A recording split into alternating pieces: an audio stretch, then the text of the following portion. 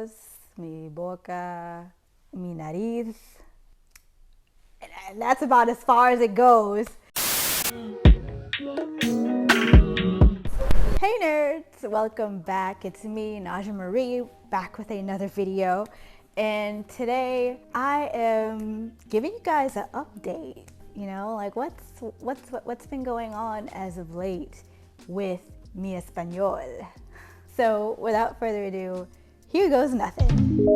So I forgot who requested this video.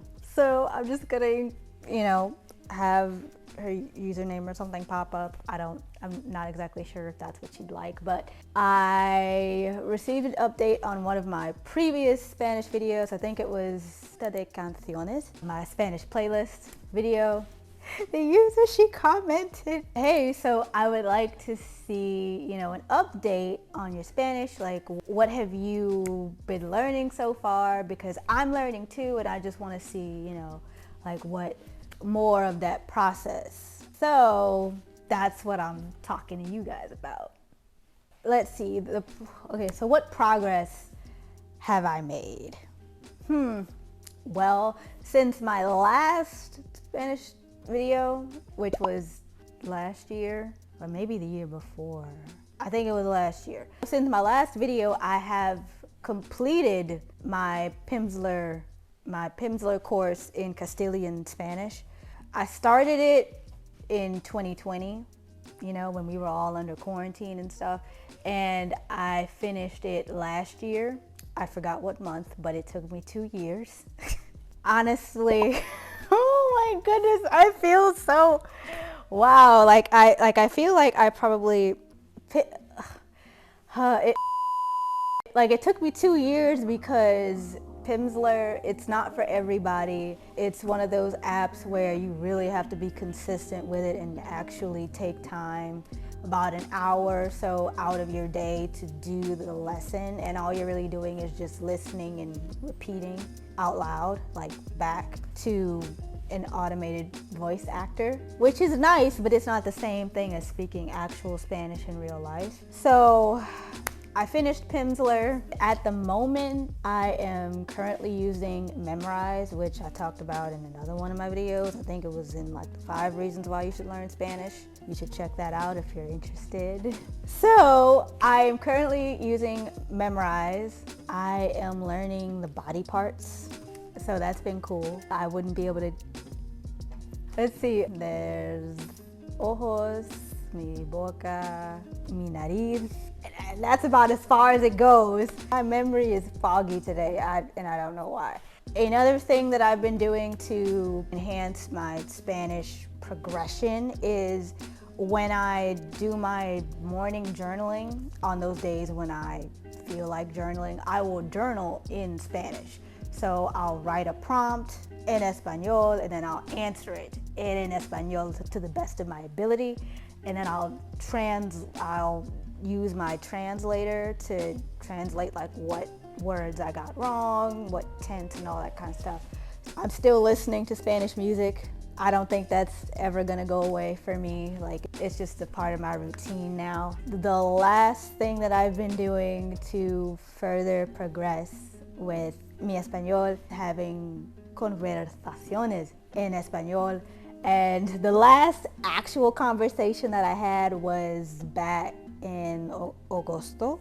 And believe it or not, I was on vacation. So if you haven't seen the vlog where it was entitled, oh, I'm going to Florida, or I'm going to Orlando or something like that, where I go to the different theme parks. Yeah, so that was my last actual conversation that I had while I was on vacation in Florida. I was with my family and we were in line to ride that 3D Spider-Man ride at Universal Studios in like the superhero section. We were standing in line waiting, and there's this daughter and her parents, and they're in a little group behind us. So she's talking to her parents in Spanish, and I'm with my family, and I'm being nosy. So I am eavesdropping on their conversation, and I can pick out bits and pieces of their conversation. And she was basically trying to explain to her parents like what was going to happen, even though it was their first time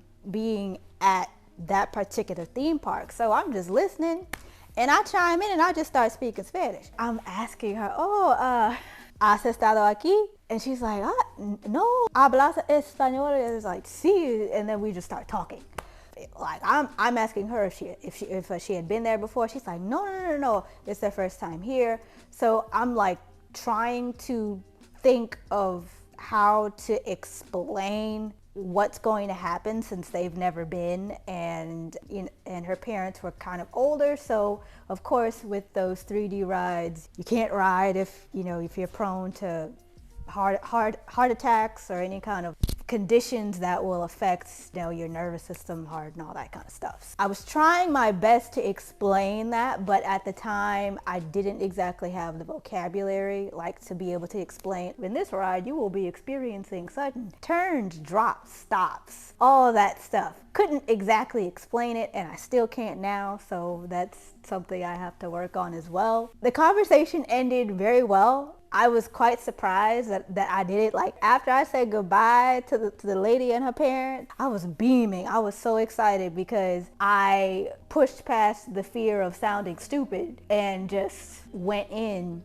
The daughter was very understanding, and obviously in some areas I had to speak in English, but she understood the gist of what I was trying to say. Overall, those are the things I've been doing to progress further in Espanol. Another thing that I started doing but I need to get back into is reading in Spanish. I started reading como agua para chocolate, like water chocolate, and then I just stopped, so I have to get back on that. However, I feel like I'm making great progress. Now that I've gone over the things that I've been doing to move further along in learning Spanish, I'm going to talk about the things that I guess people don't really tell you when it comes to learning a language, and I'm not even sure if I have addressed this in previous Spanish related video content, but I'm gonna say it anyway because I feel like it's important. Make learning Spanish a habit. I recently found out that it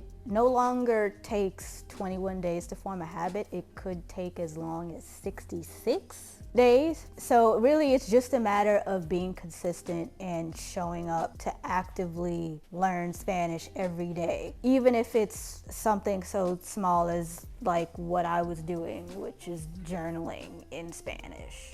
That's something small. The second point that I want to emphasize is, like I just said, start small. So that could be spending 10 to 15 minutes on an app like Duolingo or Memrise, or even I would say Pimsleur, but each lesson is 30 minutes and that might be a bit too long, but just start small. What really matters is that you show up. You need to move past the fear of sounding stupid, because at the end of the day, everybody has to start from somewhere. You're not going to be an expert Spanish speaker overnight. That's not how it works. When you first started learning English, you knew nothing.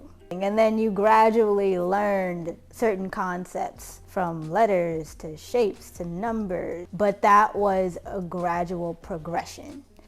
Definitely practice speaking Spanish. Also, just reading anything and everything that you can in Espanol. Last but not least, give yourself a break. Give yourself some grace, some compassion. Don't expect to be able to master a concept right off the bat. It takes time and a lot of effort and practice, and then eventually you'll get it. And it's all about enjoying the journey. Okay, you guys, thank you so much for watching this video. I hope you've been enjoying my content lately. And if you have not already, don't forget to hit that like button, comment, and subscribe below.